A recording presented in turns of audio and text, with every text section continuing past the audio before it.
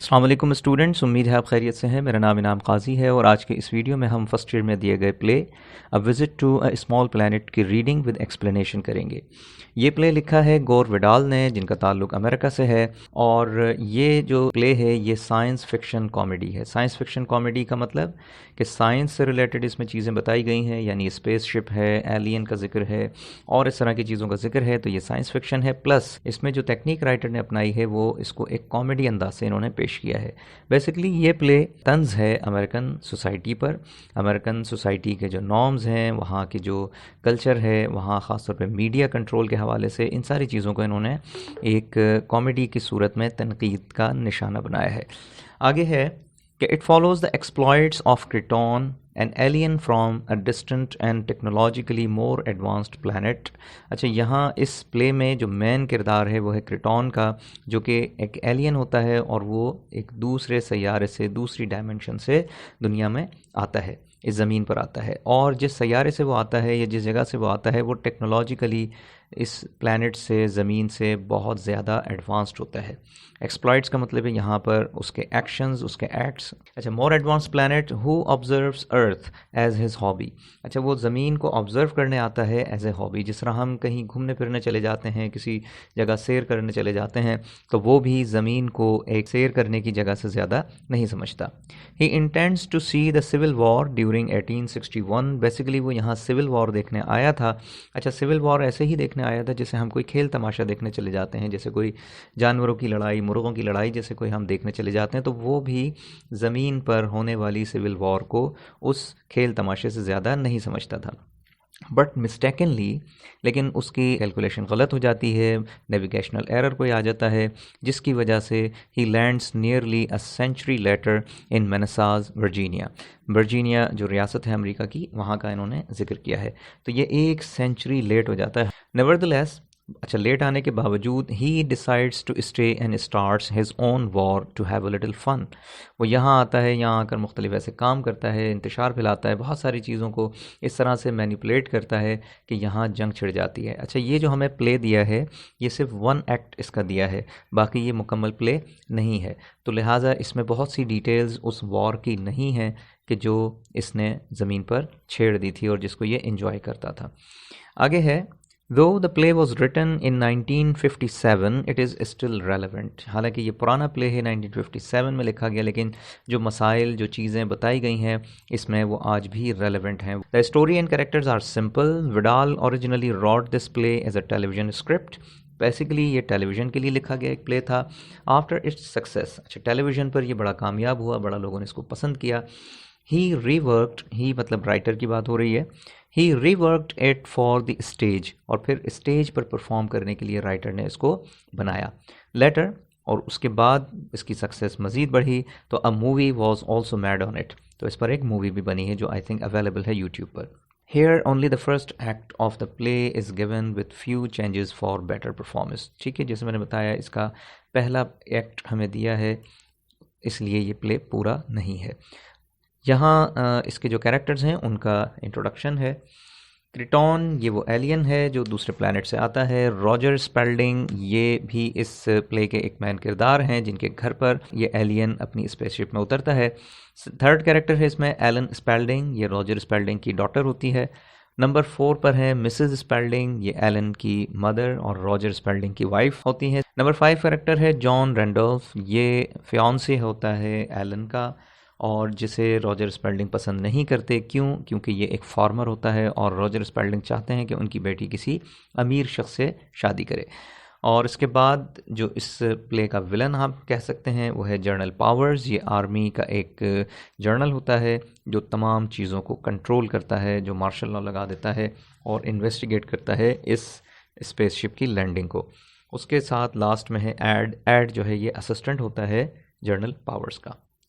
अब आ जाइए इसके सीन 1 पर। सीन 1 में जो इन्होंने मंजर हमें बताया है वो है the room is comfortably balanced between the expensively decorated and homely. ये बेसिकली घर है रॉजर स्पेल्डिंग का जो कि बड़ा सलीक़े से खूबसूरती से महंगे लेकिन सादा और ख़ूबसूरत आइटम से सजा हुआ है। Roger Spalding is concluding his TV broadcast. जैसे कि हमने ऊपर पढ़ा था कि ये जर्नलिस्ट होते हैं, टीवी ब्रॉडकास्टर होते हैं, तो ये अपने घर में ही जो इनका स्टूडियो होता है उसमें अपने प्रोग्राम को कंक्लूड कर रहे होते हैं उस दिन के। कंक्लूड यानी इख्तितामी कलिमात अदा कर रहे होते हैं। He is a middle age unctuous and resonant. अच्छा, मिडिल एज इनकी उम्र बताई है। अंक्चुअस का मतलब फ्लैटरिंग, जिस तरह टीवी एंकर्स होते हैं बड़ी मीठी मीठी बातें करते हैं, बहुत इस तरह की जो कि खोखली बेसिकली बातें होती हैं, तो अंक्चुअस का मतलब भी ऐसा ही है, मीठी मीठी बातें करने वाला, फ्लैटरिंग अंदाज से। और दूसरा इसमें वर्ड है रेजोनेंट। रेजोनेंट का मतलब है लाउड, जिस तरह टीवी पर बहुत बुलंद हाई पिच में जो बात करते हैं एंकर्स, उसको इन्होंने कहा है। हिज वाइफ बोर्ड एंड वैग। अच्छा, इनकी वाइफ और डॉटर सामने ही बैठी होती हैं इनके घर में, इनके स्टूडियो के सामने ही, और इनकी वाइफ की और डॉटर की जो कैफियत बताई है वो क्या है कि बोर्ड हैं और वैग। वैग का मतलब ख्यालों में गुम। अच्छा, ये ज़ाहिर ऐसे कर रही होती हैं जैसे वो इनकी ब्रॉडकास्ट को सुन रही हैं, लेकिन बेसिकली वो रोज़ रोज़ सुन सुन कर बेजार हो चुकी होती हैं। तो हिज वाइफ बोर्ड एंड वैग nets passively while he talks at his desk. Passively का मतलब बिल्कुल जैसे कोई दिलचस्पी ना हो और वो बैठे हुए अपने काम में मगन होती हैं, लेकिन जाहिर ऐसे करती हैं जैसे वो सुन रही हैं। 2 technicians are on hand operating the equipment. वहाँ 2 टेक्नीशियंस भी मौजूद होते हैं जो कैमरा, लाइट और इन चीज़ों को कंट्रोल करते हैं। His daughter Ellen, a lively girl of 20, fidgets as she listens. Fidgets का मतलब होता है रेस्टलेस होना या बेचैनी में पहलू बदलना। तो बेटी जो है उनकी है 20 ईयर्स ऑफ एज है। ये MCQs के लिए आप आइटम को जहन में रखें। और वो परेशानी में पहलू बदल रही होती है। अब यहाँ डायलॉग शुरू होते हैं। तो सबसे पहले रॉजर स्पेल्डिंग का डायलॉग है और ये बेसिकली अपने प्रोग्राम की एंडिंग जो कर रहे हैं उसके ये अल्फाज हैं। इनटू माइक्रोफोन यानी वो माइक में बात करते हुए कहते हैं, and so according to General Powers who should know if anyone else the flying object which has given rise to so much earth's orbit. अच्छा, अब यहाँ वो बेसिकली बात करते हुए जर्नल पावर्स को कोट करते हैं, उनकी बात को दोहराते हैं कि जर्नल पावर्स के मुताबिक, और ये वो शख्स हैं जो सबसे ज़्यादा जानते हैं, यानी उनसे ज़्यादा इन चीज़ों के बारे में कोई नहीं जानता, वो सबसे ज़्यादा वेल इन्फॉर्म्ड हैं। और फिर कहते हैं कि द फ्लाइंग ऑब्जेक्ट। अच्छा, ये ख़बर गर्म होती है, ये ख़बर चल रही होती है कि कोई फ्लाइंग ऑब्जेक्ट है जो ज़मीन के ऑर्बिट में दाखिल हो चुका है या जो ज़मीन की तरफ बढ़ रहा है। तो लोग उसको बता रहे होते हैं ये कोई स्पेसशिप है या कोई ऐसा कोई फ्लाइंग ऑब्जेक्ट है, जबकि गवर्नमेंट उसको झुटला रही होती है कि ऐसा कुछ नहीं है, ये सिर्फ जो है लोगों का ख्याल है, ये कोई वेदर बलून है, इस तरह की चीज़ें। कुछ लोग इसको ये भी समझ रहे होते हैं कि गवर्नमेंट कोई ऐसा तजुर्बा कर रही है, ऐसी कोई चीज़ गवर्नमेंट ने बनाई है जो फ़िज़ा में बुलंद करके शायद वो लोगों की मॉनिटरिंग करने या सर्विलेंस के लिए उसने बनाई है। तो रॉजर स्पेल्डिंग बेसिकली गवर्नमेंट के मौक़िफ़ को आगे बयान कर रहे होते हैं, या यूँ कहें कि गवर्नमेंट ने जो उनको कहा होता है टेलीविज़न के थ्रू वो लोगों को आगे बता रहे होते हैं, लोगों का जहन उस तरह से बना रहे होते हैं जैसे कि गवर्नमेंट चाहती है। ठीक है, तो इसमें यही बताया गया है। आगे है, it is not as many believe a secret weapon of this country. मतलब जैसा कि बहुत से लोग समझते हैं ये कोई सीक्रेट वेपन है इस मुल्क का, तो ये बेसिकली सीक्रेट वेपन नहीं है। ये रॉजर स्पेल्डिंग बयान कर रहे हैं। Nor is it a space ship as certain lunatic elements have suggested. और ना ही ये कोई स्पेस शिप है जैसा कि कुछ दीवाने पागल लोगों ने ऐसा कह दिया है या ऐसा वो समझते हैं। ल्यूनेटिक का मतलब दीवाने या पागल। General Powers has assured me that it is highly doubtful there is any form of life on other planets capable of building a spaceship.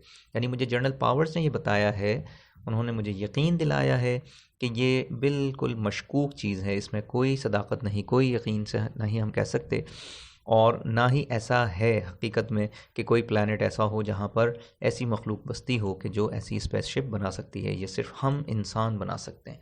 आगे वो जर्नल पावर्स के वर्ड्स कोट करते हैं और वो क्या है, if any travelling is to be done in space we will do it first. कि अगर कभी कोई ऐसी स्पेस ट्रैवलिंग हुई तो हम करेंगे, कोई और प्लैनेट पर ऐसा मुमकिन नहीं है। And those are his exact words which winds up another week of news. और ये कहकर वो अपने जो उनकी उस दिन की ब्रॉडकास्ट होती है, जो प्रोग्राम होता है, उसको कंक्लूड करते हैं। और फिर आखिर में वो टिपिकल जुमले जो कोई भी प्रोग्राम के एंड में कहे जाते हैं वो दोहराते हैं। अच्छा, इस दौरान में वो अपना रुख जो है बदल कर लेते हैं अपनी वाइफ और डॉटर की तरफ, और फिर कहते हैं वो इख्तितामी अल्फाज कि this is Roger Spelding saying good night to mother and father America from my old home state and Silver Glen Maryland close to the warm pulse beat of the nation. ये वो क्लोजिंग अल्फाज होते हैं कि आपका मेज़बान आपको अल्लाह हाफ़िज़ कहता है तमाम लोगों को, और तमाम लोगों की दिल की धड़कन से करीब आपका मेज़बान, और इस तरह से करके वो प्रोग्राम ख़त्म कर देता है। अब जो टेक्नीशियन है वहाँ, जो कैमरा लाइट और इन चीज़ों को देख रहे होते हैं, वो कहते हैं कि good show tonight mister Spalding, बड़ा अच्छा आपका शो रहा। स्पेल्डिंग उसको थैंक यू करते हैं। फिर टेक्नीशियन कहता है yes sir you were right on time, कि बिल्कुल आपने वक्त पर प्रोग्राम को इख्तिताम कर दिया। उसके बाद स्पेल्डिंग नोड्स वेरीली, वेरीली का मतलब जैसे थकन सी होती है, थके हुए से अंदाज में वो हाँ में गर्दन हिला देता है। नोड्स का मतलब हाँ में गर्दन हिलाना। His mechanical smile and heartiness suddenly gone. अच्छा, हार्टीनेस का मतलब जो अभी बड़े पुरजोश अंदाज से, बड़े मुस्कुराते चेहरे के साथ जब वो प्रोग्राम कर रहा था, बेसिकली वो कैमरे के सामने नज़र आने के लिए था। हकीकत में वो बड़ा बेजार सा और थका हुआ सा था। अच्छा, मैकेनिकल स्माइल का मतलब जो नकली सी स्माइल उसने चेहरे पर सजा रखी थी प्रोग्राम के लिए, वो भी उसकी गायब हो जाती है। अब मिसेस स्पेल्डिंग जो हैं वो कहती हैं very nice dear, very nice. वो भी ऐसी झूठी सी तारीफ़ कर रही होती हैं, ज़ाहिर है वो बेजार हो चुकी हुई होती हैं बार बार सुन सुनकर उनका प्रोग्राम। तो टेक्नीशियन कहता है see you next week mister Spelding, ये कहकर टेक्नीशियन चले जाते हैं। मिस्टर स्पेल्डिंग उनकी शुक्रिया अदा करते हैं, थैंक यू बॉयज़, और टेक्नीशियंस गो। उसके बाद स्पेल्डिंग कहते हैं अपनी डॉटर से did you like the broadcast Ellen. अब एलन जो है वो भी झूठे मुंह कह देती है कि of course I did daddy. Spalding फिर उसको चेक करने के लिए कहते हैं देन व्हाट डिड आई से। तो वो कहती ओह दैट्स नॉट फेयर, ये गलत बात आपने कर दी, ये ना पूछेंगे आपने क्या कहा। बेसिकली वो खुद भी जानता था कि ये सुन नहीं रहे हैं, बस ऐसी बेजारी इनको हो रही है। तो एलन कहती है oh that's not fair. Spelding फिर कहते हैं कि it's not very flattering when one's own daughter won't listen to what one says while millions of people. यानी उनका कहने का मकसद ये था कि लाखों लोग मुझे सुन रहे हैं होते हैं मेरे प्रोग्राम को, और मेरी अपनी ही बेटी नहीं सुन रही हो, तो ये कितने अफसोस की बात है। नॉट वेरी फ्लैटरिंग का मतलब इट इज़ वेरी अनप्लेजेंट। खैर, एलन कहती है I always listen daddy you know that. वो बहरहाल कहती है कि मैं तो सुनती तो हूँ। इतने में मिसेस स्पेल्डिंग जो उनकी वाइफ होती हैं वो कहती हैं कि we love your broadcast dear, I don't know what we would do without them. कि मुझे तो भाई आपकी ब्रॉडकास्ट बड़ी पसंद है, और मुझे नहीं समझ आता कि हम आपकी ब्रॉडकास्ट ना सुने तो फिर क्या होगा, और उनके बगैर हम क्या करेंगे।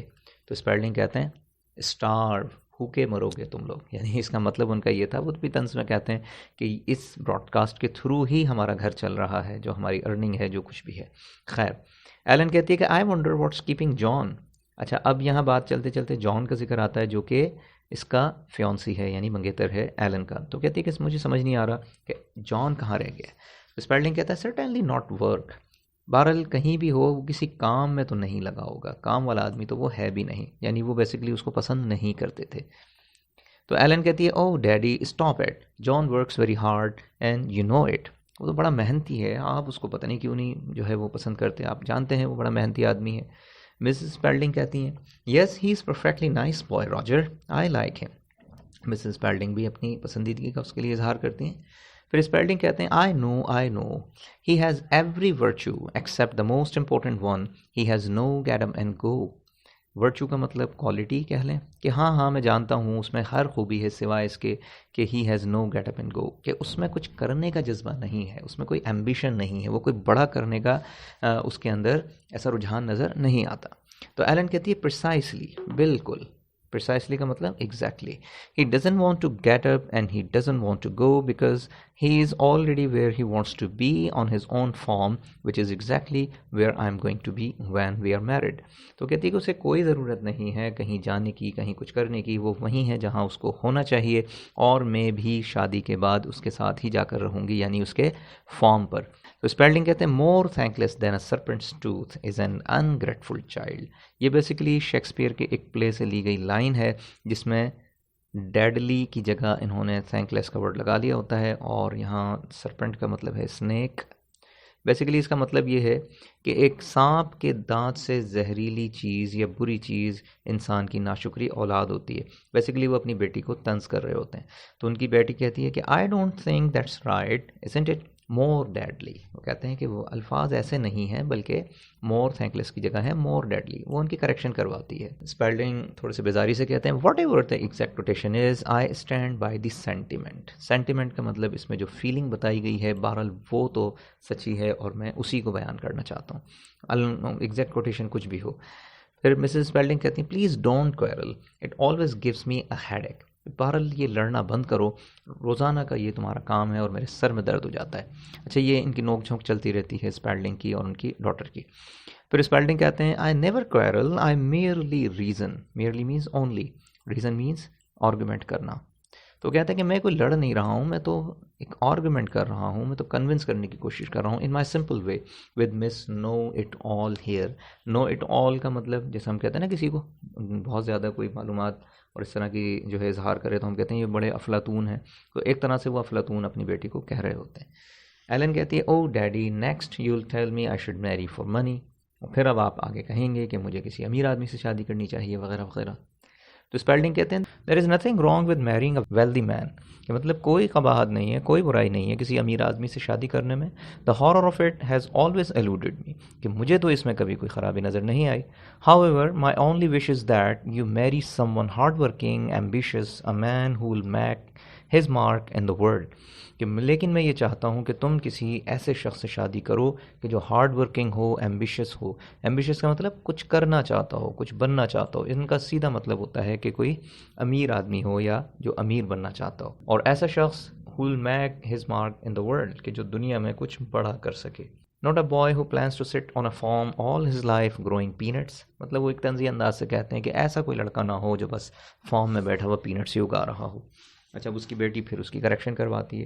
वो कहती है English walnuts dad, will you stop correcting me. फिर नाराज़ होकर कहते हैं क्या तुम मेरी करेक्शन करवाना बंद करोगी। हेलन कहती है but daddy John grows walnuts, वो वॉलनट्स उगाता है, वो पीनट्स नहीं उगाता।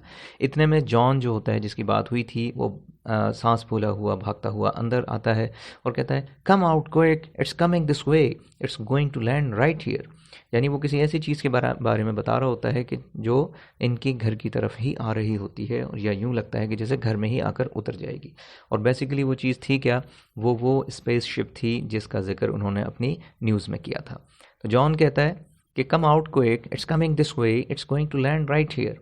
स्पेल्डिंग कहते हैं व्हाट्स गोइंग टू लैंड, क्या है जो उतरने वाला है। जॉन कहता है द स्पेस शिप लुक, यानी वो एक जानिब इशारा करके उनको कहता है कि देखें। Spalding apparently you didn't hear my broadcast, लगता है तुमने मेरी ब्रॉडकास्ट नहीं सुनी। The flying object in question is a meteor not a space ship, कि जिसकी तुम बात कर रहे हो वो एक मिट्योर है। मिट्योर का मतलब शहाब साकिब यानी टूटा हुआ तारा, नॉट ए स्पेसशिप। स्पेसशिप वो नहीं है। John has gone out with Ellen Spalding and Mrs Spalding follows. बहरहाल वो बाहर चला जाता है एलन के साथ और स्पेल्डिंग और मिसेस स्पेल्डिंग भी उसके पीछे पीछे आ जाती हैं। अब मिसेस स्पेल्डिंग कहती हैं oh my look something is falling Roger, you don't think it's going to hit the house do you. देखो कोई चीज़ है जो हमारे घर की जानिब गिर रही है, और देखो ये हमारे घर में ही ना आ गिरे, है ना। स्पेल्डिंग कहते हैं the odds against being hit by a falling object that size are, I should say, roughly 10 millions to 1। मतलब ये जो चीज़ भी गिरती हुई यहाँ नज़र आ रही है, इसके तो यहाँ हमारे घर को हिट करने के चांसेस ना होने के बराबर हैं। 10 millions to 1 यानी ना होने के बराबर इसके चांसेस हैं। तो जॉन कहता है 10 millions to 1 और not, it's going to land right here and it's not falling. Chances भले हों या ना हों, लेकिन ये चीज़ यहीं आ रही है और ये गिर नहीं रही बल्कि बाकायदा उतर रही है। स्पेल्डिंग कहते हैं I am sure it's a meteor. वो फिर से अपनी बात दोहराते हैं कि ये एक मिट्योर है, कोई स्पेसशिप नहीं है। मिसेस स्पेल्डिंग कहती हैं shouldn't we go down to the cellar, क्या क्यों ना हम तहखाने में अपने जाके छुप जाएं। स्पेल्डिंग कहते हैं if it's not a meteor it's an optical illusion mass hysteria, कि अगर ये मिट्योर नहीं भी है तो ये एक ऑप्टिकल इल्यूजन है, नज़रों का धोखा है। मैस हिस्टेरिया यानी ऐसे है जैसे तमाम लोगों को कोई दौरा पड़ गया हो, कोई उनका जो है वो दिमाग एक तरह से ख़राब हो गया हो, किसी को समझ नहीं आ रहा कि ये क्या है। एलन फिर कहती है daddy it's a real space ship, I am sure it is. वो भी कहती है कि डैडी ये स्पेस शिप है। स्पेल्डिंग फिर कहते हैं oh maybe a weather balloon, हो सकता है ये कोई वेदर बलून हो जो फ़ज़ा में छोड़ा जाता है मॉनिटरिंग के लिए, yes that's what it is, general powered sad only yesterday, कि जनरल पावर्ड ने मुझे कहा था कि अगर हुआ भी तो कोई वेदर बलून हो सकता है, स्पेसशिप नहीं होगी। तो फिर उनको वो कोट करता है। जॉन कहता है इट्स लैंडिंग, वो देखें वो तो यहीं उतर रहा है। स्पेल्डिंग कहते हैं I am going to call the police, the army, bolts inside. Bolt का मतलब होता है तेज़ी से किसी जानिब भागना।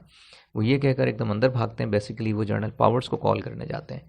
एलन फिर कहती है oh look how it shines, देखो कितना ये रोशन है, कितना चमक रहा है। जॉन फिर कहता है हियर इट कम्स, लो वो तो यहीं आ गया। मिसेस स्पेल्डिंग कहती हैं right in my rose garden, लो ये तो मेरे गुलाब के गार्डन में ही आ गया है। फिर एलन कहती है may be it's a balloon, कि शायद ये बलून हो। अच्छा वो इतना रोशन होता है कि अभी कुछ समझ नहीं आ रहा होता, क्लियर नहीं हो रहा होता कि ये क्या चीज़ है। फिर जॉन कहता है no it's a space ship and right in your own backyard, ये तो स्पेस शिप ही है और आपके बैकयार्ड में ही आके उतर गया है।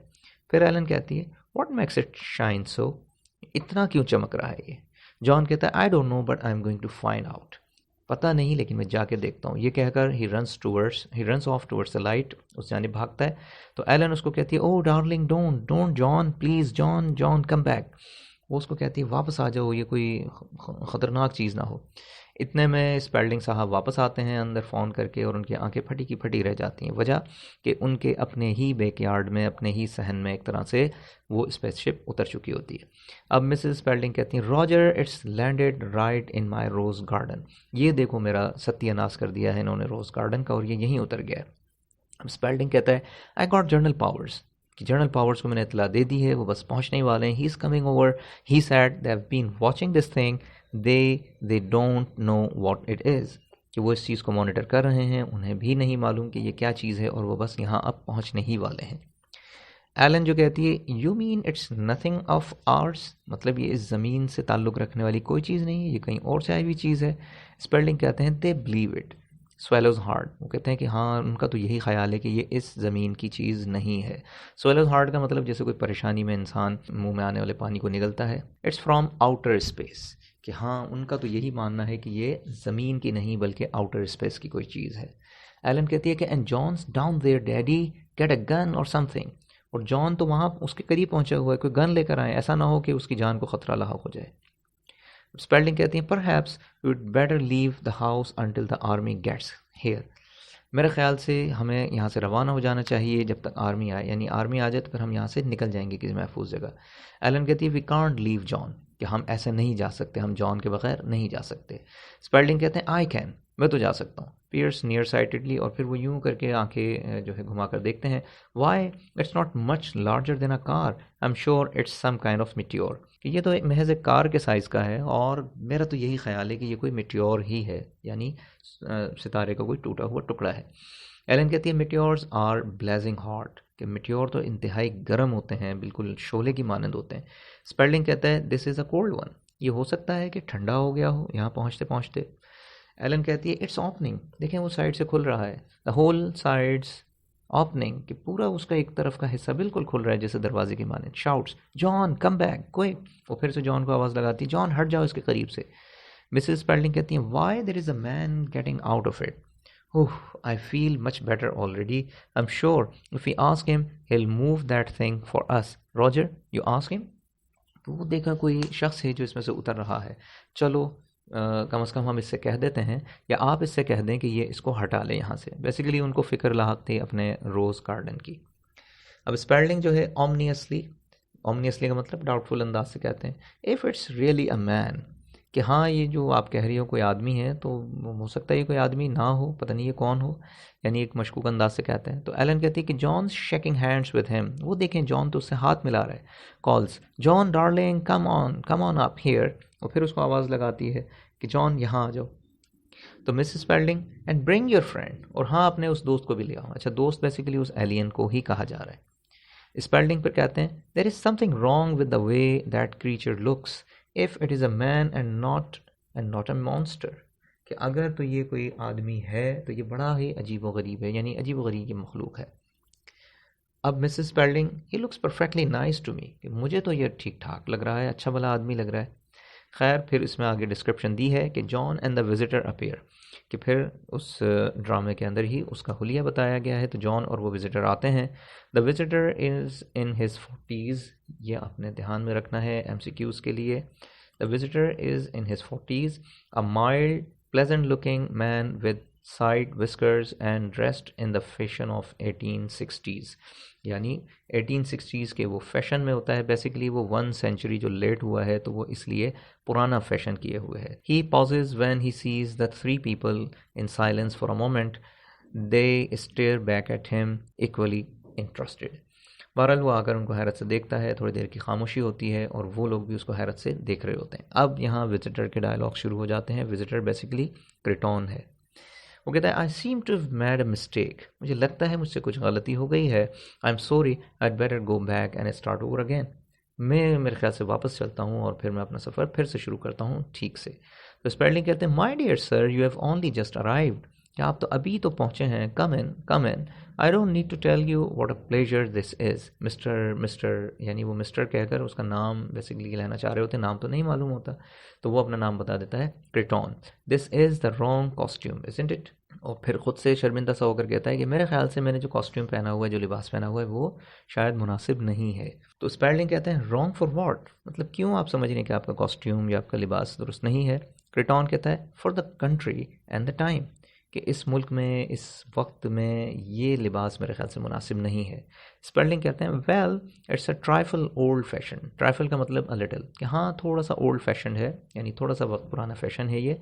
मिसेस स्पेल्डी कहती हैं बट रियली ऑफुली हैंडसम, लेकिन है तो बड़ा अच्छा लग रहा है, देखने में तो बड़ा अच्छा लग रहा है। क्रेटॉन कहता है thank you.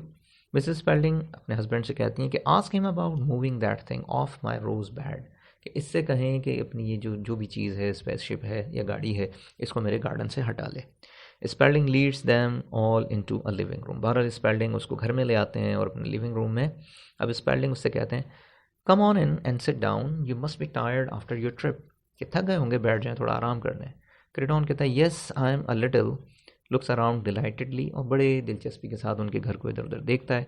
Oh it's better than I'd hoped, ये तो बड़ा अच्छा है, यानी मेरी उम्मीद से ज़्यादा अच्छा है। स्पेलिंग कहते हैं बेटर, व्हाट्स बेटर, मतलब क्या, किस चीज़ की बात कर रहे हैं। वो कहता है the house, that's what you call it, और इज दिस एन अपार्टमेंट, मतलब ये घर है ना, घर ही है ना, या आप इसको अपार्टमेंट कहते हैं, क्या कहते हैं।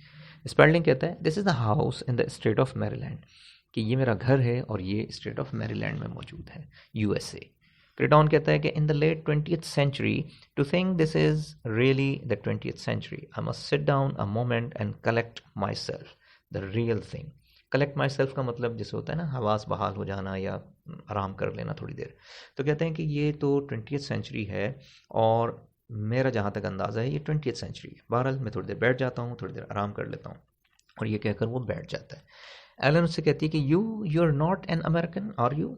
क्रेटॉन कहता है what a nice thought, no I am not. John कहता है उसको यू साउंड मोर इंग्लिश, तुम लेकिन थोड़ा इंग्लिश लगते हो। इंग्लिश का मतलब इंग्लैंड से तुम्हारा ताल्लुक रखता है। तो क्रेटॉन कहता है do I, is my accent very bad, क्या वाकई में इंग्लिश लगता हूँ, क्या मेरा एक्सेंट इतना बुरा है। अच्छा, यहाँ थोड़ा सा आपको ये पॉइंट जहन में रखने की ज़रूरत है कि अमेरिकन और ब्रिटिश का इंग्लिश के हवाले से डिफरेंस रहता है। तो यहाँ एक तरह की तनकीद भी की गई है ब्रिटिश जो स्पीकर्स होते हैं उनके ऊपर, कि उनका एक्सेंट अच्छा नहीं होता, यानी अमेरिकन उनके एक्सेंट को अच्छा नहीं समझते। तो इसीलिए राइटर ने ये एक तनकीदी जुमला यहाँ डाला है। बहरहाल जॉन उसको कहता है नो इट्स क्वाइट गुड, नहीं नहीं ठीक है, बेहतर है। स्पेल्डिंग फिर कहता है कि where are you from mister Kreton, आपका फिर ताल्लुक कहाँ से है। Kreton evasively another place, evasively का मतलब होता है बात को गोल मोल कर देना, यानी दुरुस्त जवाब से हट कर ऐसी बात करना। तो कहता है बहरहाल मैं किसी और जगह से हूँ, ये नहीं बताता कहाँ से, बस कह देता है किसी और जगह से। स्पेल्डिंग कहते हैं on this earth, of course इसी ज़मीन पर है वो जगह। तो कहता है no not on this planet, कि नहीं जी इस ज़मीन पर नहीं, कहीं और से। एलन कहती है आर यू फ्रॉम मार्स, क्या आप मरीख से हैं। क्रेटॉन कहता है oh dear no not Mars, there is nobody on Mars, at least no one I know, कि मार्स पर तो कोई भी नहीं है। एलन फिर कहती है I am sure you are teasing us and this is all some kind of publicity stunt, और मुझे लगता है तुम हमसे खेल रहे हो, ऐसे ही मजाक कर रहे हो, और ये सिर्फ मशहूर होने के लिए तुमने कोई स्टंट किया है। क्रेटॉन कहता है no I really am from another place, बहरहाल मेरी बात का यकीन करें, मैं किसी और प्लैनेट से हूँ, किसी और जगह से हूँ। फिर स्पेल्डिंग कहते हैं I don't suppose you consent to my interviewing you on television. Consent का मतलब एग्री करना, कि मैं समझता हूँ कि आप मुझे इंटरव्यू देंगे या नहीं देंगे, इसको ज़रा, यानी बेसिकली वो उनसे कंफर्म कर रहा होता है कि आप मुझे टेलीविज़न के लिए इंटरव्यू तो नहीं देंगे। तो क्रेटॉन कहता है I don't think your authorities will like that, they are terribly upset as it is, कि मुझे नहीं लगता कि आपको अथॉरिटी या गवर्नमेंट इजाज़त देगी, क्योंकि वो मेरे यहाँ आने से बहुत ज़्यादा अपसेट हैं। स्पेलिंग फिर कहता है how do you know. Kreton कहता है well I pick up things, कि मैं चीज़ें समझ जाता हूँ, यानी बेसिकली वो जहन पढ़ने की सलाहियत रखता था। फॉर इंस्टेंस, मिसाल के तौर पर, I know that in a few minutes a number of people from your army will be here to question me and they like you are torn by doubt. कि मिसाल देकर वो बताता है कि मैं हालात को, वाक़यात को पहले से जान लेता हूँ। तो वो कहता है कि अब से कुछ ही देर में यहाँ तुम्हारी आर्मी के लोग आ जाएंगे जो मुझसे क्वेश्चनिंग करने के लिए यहाँ आएंगे, और उनको भी तुम्हारी तरह से मुझ पर डाउट है बहुत ज़्यादा। तो स्पेल्डिंग इस पर हैरान होता है, वो कहता है हाउ एक्स्ट्राऑर्डिनरी, ये तो बड़ा ज़बरदस्त है, तुमने पहले से ये चीज़ जान ली। एलन कहती है कि why did you come here, तुम यहाँ आए क्यों हो। क्रेटॉन कहता है simply a visit to your small planet, या तुम्हारे एक छोटे से इस प्लैनेट पर आया हूँ घूमने फिरने। I have been studying it for years, काफ़ी अरसे से मैं इस पर गौर व फिक्र कर रहा था, इसको पर स्टडी कर रहा था। In fact one might say you people are my hobby, और मैं ये कह सकता हूँ कि तुम लोग यानी इस ज़मीन के बसने वाले मेरे लिए एक हॉबी हो, जिस तरह हम कहीं घूमने फिरने जाते हैं। Specially this period of your development, और जो डेवलपमेंट के जिस पीरियड में आप लोग मौजूद हैं, ख़ास तौर पे मुझे इससे दिलचस्पी है। जॉन कहता है are you the first person from your planet to travel in space like this, क्या पहले आदमी हैं अपने प्लानट से यहाँ सफ़र करने वाले। तो क्रेटॉन कहता है oh my no, everyone travels who wants to, कि जो भी सफ़र करना चाहता है वो करता है। It's just that no one wants to visit you, लेकिन मसला ये है आपके इस सैयारे पर या आपकी ज़मीन पर कोई सफ़र करना चाहता ही नहीं है। आई कांट थिंक वाई, और ये मुझे नहीं समझ आता कि क्यों। आई ऑलवेज हैव, कि मैं तो हमेशा से चाहता था यहाँ आना, यहाँ चीज़ों को देखना, स्टडी करना। You'd be surprised what a thorough study I mad, कि आप हैरान होंगे कि मैंने कितनी गहरी और तफसील से यहाँ के लिए स्टडी कर रखी है। रिसाइट्स, अब वो रिसाइट्स का मतलब वो चीज़ें, जो मालूमात जो उसने ज़मीन के हवाले से याद की थी या पता की थी, उनको वो पढ़ता है और कहता है the planet earth is divided into 5 continents with a number of large islands, it is mostly water, there is one moon, civilization is just beginning. अच्छा, ये एक तरह की तनकीद भी है उस एलियन की तरफ से कि आपकी सिविलाइजेशन जिसको आप बहुत एडवांस समझते हैं वो बिल्कुल अभी अपने बिगिनिंग में है, अभी उसकी इब्तिदा हो रही है। तो स्पेल्डिंग इस बात पर थोड़ा सा चौंकते हैं और कहते हैं कि just beginning my dear sir, we have had. अच्छा, वी हैव हैड का मतलब उनका ये होता है कि हमने तो इतनी तरक्की कर ली है, इतना कुछ बना लिया है, और आप हमें सिर्फ बिगिनिंग कह रहे हैं। तो क्रेटॉन ब्लैंडली का मतलब बिल्कुल ऐसे ही बेजारी से, casually, blandly, you are only in the initial stage, the most fascinating stages as far as I'm concerned. I do hope I don't sound patronizing.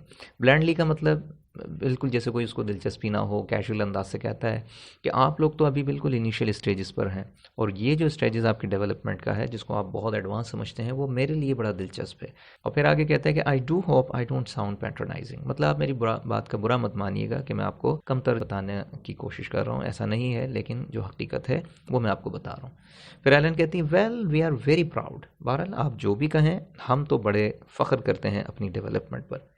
Craton कहता है I know and that's one of your most endearing primitive traits, कि हाँ ये बात मैं जानता हूँ और यही वो चीज़ें हैं कि जो मेरे लिए दिलचस्पी का बायस हैं। अच्छा, मोस्ट एंडियरिंग प्रिमिटिव ट्रेड्स का मतलब, प्रिमिटिव का मतलब कदीम। अच्छा, उसकी नज़र में इनकी सिविलाइजेशन चूँकि पुरानी है, कदीम है, बहुत पीछे की है, बहुत इनिशियल स्टेज की, इसलिए इसने इनको प्रिमिटिव कहा।